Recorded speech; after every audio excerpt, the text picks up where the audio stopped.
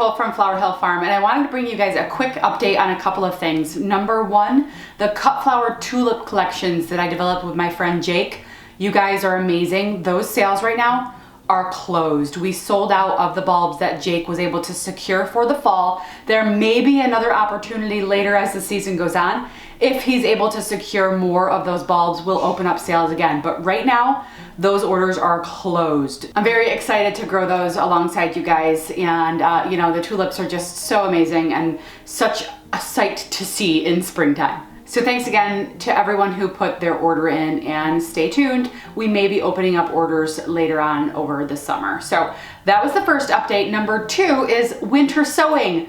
We did some winter sowing the other day in a video, and I told you guys that I had a few jugs that I was undecided about, and I've secured more jugs. So I've chosen 6 more things to winter sow, all thanks to you guys and your comments. And I've chosen hollyhock, lupine, yarrow, which I'm so excited about because I have so many different varieties of yarrow to choose from. I think I'm gonna do the summer berries collection. A lot of you also suggested sweet peas, so I'm definitely gonna be trying a couple of varieties out. So a seed farm actually sent me several different varieties of sweet peas, so I'm gonna use a couple of jugs and try them out and see how they do. I'm also maybe gonna try some in the hoop house. A lot of you guys said try some vegetables, so I think I'm gonna do some kale and some lettuce in the jugs that I have left. So I'm gonna pot those up, get the seed spread, put those outside with the other ones, and I'll bring you guys an update on those ones as well. And the final update I wanted to bring you guys today is about the channel trays and the stock seeds that I started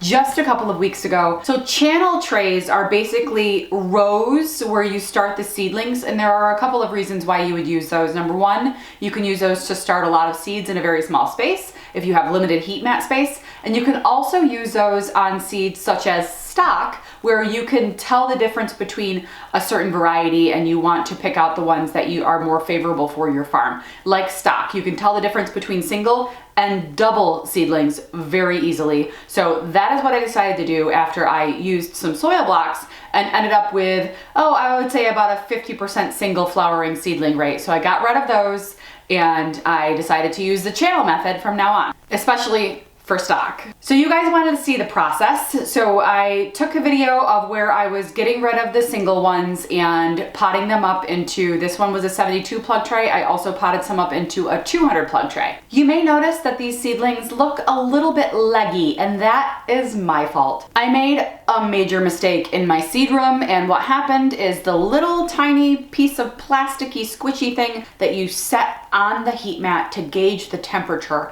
fell off and was on the concrete. So it was measuring the concrete, right? The temperature of the concrete. So the heat mat kept pumping out heat in order to try to bring the temperature of the concrete up to 70 degrees.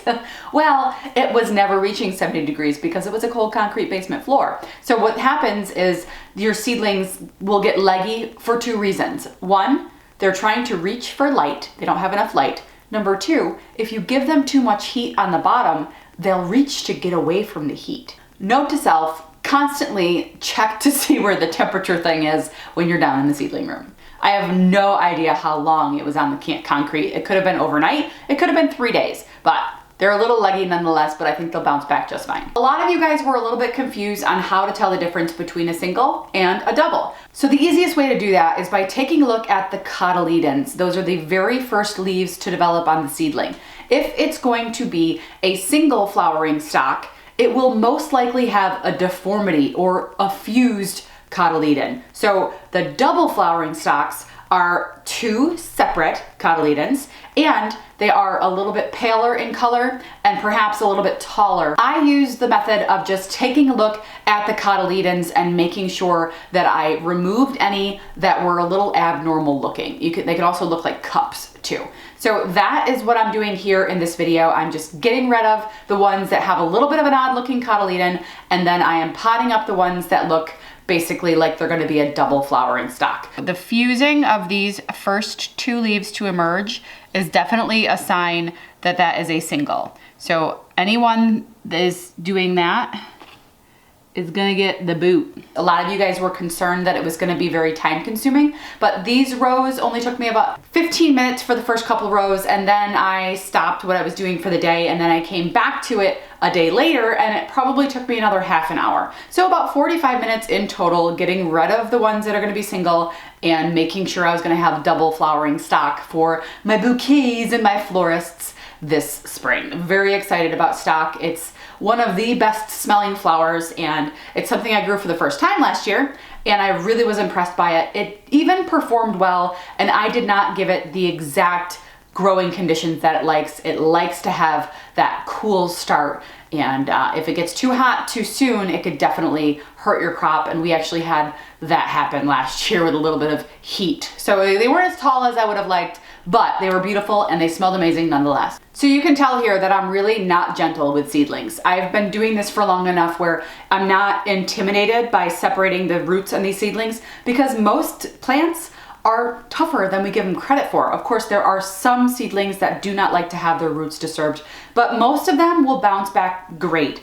All of the ones that I've done this method, snapdragons, lisianthus, and now stock, they all bounce back really well from having their roots disturbed. As long as you're providing them ideal conditions right after you pot them up, they seem to bounce back okay. In fact, out of all of these stock babies that I did, and this video was recorded a few days ago, all of these stock babies are perfectly fine. I didn't lose any of them from transplanting. Of course, this is just a preference. You absolutely do not have to get rid of your stock single seedlings, and you can just let them bloom as they are. What's next for these stock seedlings? So I'm gonna grow them on for a couple of more weeks in my basement grow room, and then I'm gonna transition them outside. They're going to need a little bit of a hardening off period, so I'll probably move them out to the garage where it's a little bit cooler, 40 to 50 degrees, and then I'll move them out to the porch.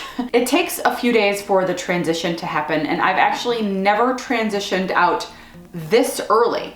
So I was able to get in the hoop house yesterday. It looks great. I'm so excited. All I have left to do is wait for that compost delivery so I can put a top layer of compost on, and then put all of my seedlings in the compost. So I'm very excited about that. Just waiting on that delivery. It should be here soon, and I can get lots of seedlings out into the hoop house. And by the way, the hoop house's name is Henry. So Henry is hungry and I'm gonna fill him up soon with seedlings. So I took this before picture because I cannot wait to see the after. So there are a couple of updates for you guys. I know a lot of you were wanting to see the whole process of moving the stock from the channel tray to the plug tray. I actually just picked up some new camera equipment, so I'll be able to show you guys that kind of stuff more often and get that nice, steady, straight down shot so I don't have to kind of mess around with my camera. So trying to, get a little at a time to be able to kind of show you guys more what I'm doing and make it easier for me to record it and be on camera at the same time. So trying to get the gear. Anyway, that's it for now. Thanks guys for sticking around, and we'll see you soon. Ooh, something really cool that I noticed that I wanted to show you guys was just on this variety. It's called the Ruby Cat's stock. The underside of the leaves are actually red. It's the only variety that I noticed a different color on, so I thought that was pretty cool.